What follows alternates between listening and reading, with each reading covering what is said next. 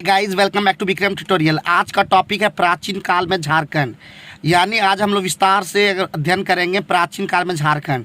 तो प्राचीन काल में के अंदर में आता है मौर्य काल, मौर्योत्तर काल, गुप्त काल और गुप्तोत्तर काल। तो चलिए हम लोग बात कर लेते हैं। सबसे पहला मौर्य काल। मगध से दक्षिण भारत की ओर जाने वाला व्यापारिक मार्ग झारखंड से होकर जाता था। अतः मौर्यकालीन झारखंड का अपना राजनीतिक, आर्थिक तथा सामाजिक महत्व था। तो सबसे पहले ध्यान रखिएगा कि मगध से दक्षिण भारत की ओर जाने वाला व्यापारिक मार्ग किधर से होकर जाता था? झारखंड से होकर जाता था। अतः मौर्यकालीन झारखंड का अपना राजनीतिक, आर्थिक तथा सामाजिक महत्व था।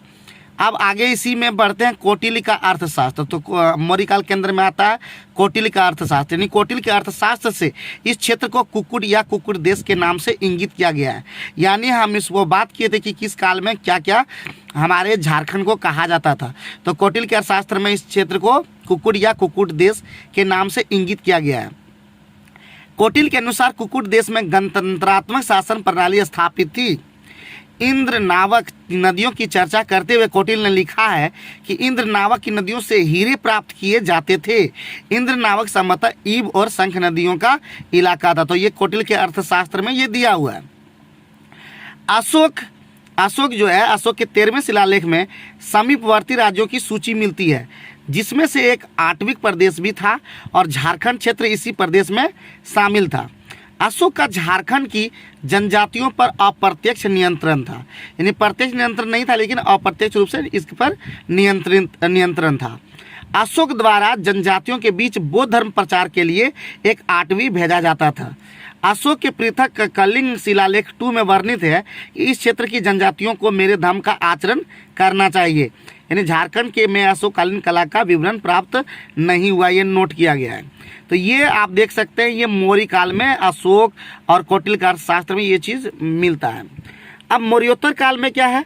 तो मौर्योत्तर काल में विदेशी आक्रमणकारियों ने भारत में अपने अपने राज्य स्थापित किए। इसके अलावा भारत का विदेशों से व्यापारिक संबंध भी स्थापित हुआ, जिसके प्रभाव झारखंड में भी दिखाई देते हैं। जैसे सिंहभूम में आप देख लीजिए, तो सिंहभूम से रोमन साम्राज्य के सिक्के प्राप्त हुए हैं, जिससे झारखंड के वैदेशिक संबंधों की पुष्टि होती है। आगे है चाईबासा। तो चाईबासा से इंडो सिथियन सिक्के प्राप्त हुए हैं।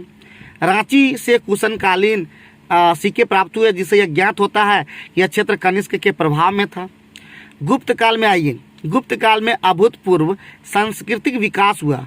अतः इस काल को भारतीय इतिहास का स्वर्ण युग कहा जाता है। अगर आप इतिहास पढ़े होंगे तो आपको पता होगा कि गुप्त काल जो है वो भारतीय इतिहास का स्वर्ण युग कहा जाता है। और हमेशा दिमाग में ये रखिए, जितना भी चीज़ हम आपको बताएं और जो इम्पोर्टेंट लगे उसे आप नोट भी कर लें, और नहीं अगर नोट करते तो वीडियो को 2 से 3 बार जरूर देखें।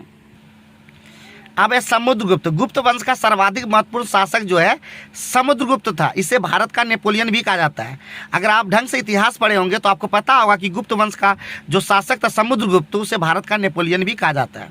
इनके विजयों का वर्णन प्रयाग प्रशस्ति यानी इलाहाबाद प्रशस्ति में मिलता है।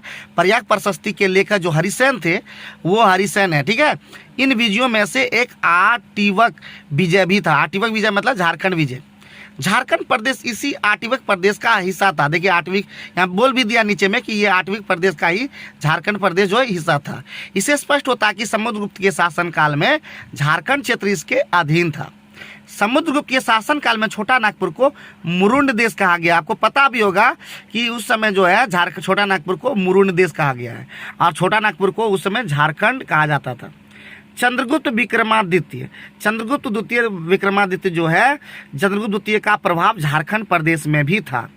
इस काल में चीनी यात्री फाहियान 405 ईस्वी में भारत आया था, जिसने झारखंड क्षेत्र को कुक्कुट लाड कहा है। देखिए ये सब हम लोग पहले ही वीडियो में देख चुके हैं, लेकिन फिर से अगर रिवीजन कर लेंगे तो आपको याद रह जाएगा। यानी फाहियान जो झारखंड क्षेत्र को क्या कहा? कुक्कुट लाड कहा है। अब एक गुप्तकालीन जो पुरातात्विक अवशेष है, जैसे स्थान है मदुही पहाड़, और मदुही पहाड़ जो है वो जिला हजारीबाग में, यानी हजारीबाग जिले में है ये। और यहाँ से अवशेष जो है पत्थरों को काटकर बनाए गए मंदिर मिलते हैं। सतगावा भी आपको पता होगा, सतगांव जिसको कहते हैं, हजारीबाग में है, और इसमें यहाँ से अवशेष मंदिर प्राप्त हुए हैं। पिठोरिया जो रांची में है, पहाड़ी परिस्थित कुआं प्राप्त हुए हैं। अब है गुप्तोत्तर काल, यानी गुप्त काल के बाद आपका था गुप्तोत्तर काल। इसमें शशांक, गौड़ शासक शशांक इस काल में एक प्रतापी शासक था। शशांक के साम्राज्य का विस्तार संपूर्ण झारखंड, उड़ीसा तथा बंगाल तक था।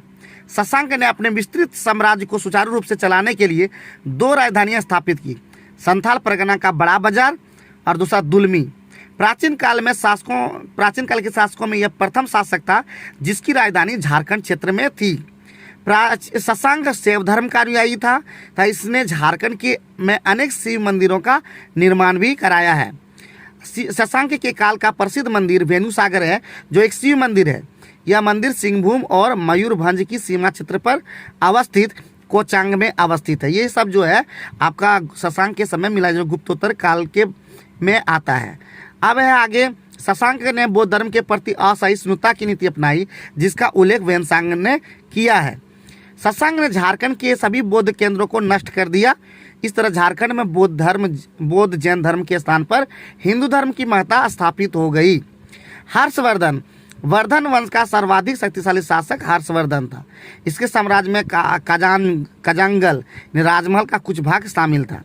कजांगल में ही हर्षवर्धन वेनसांग से मिला। तो ये सब बात यानी प्राचीन काल में झारखंड के कुछ बातें आपको मिलता है। इसी तरह मध्यकाल में झारखंड हम लोग अगले वीडियो में लेके आएंगे। तो आप लोग लगातार जो है आप लोग मेहनत करते रहिएगा, वीडियो देखते रहिए और कुछ न कुछ आप लोग करते रहिए, बैठे नहीं रहिए, क्योंकि जब ठान लिया कुछ करने का तो नहीं रुक जाने का।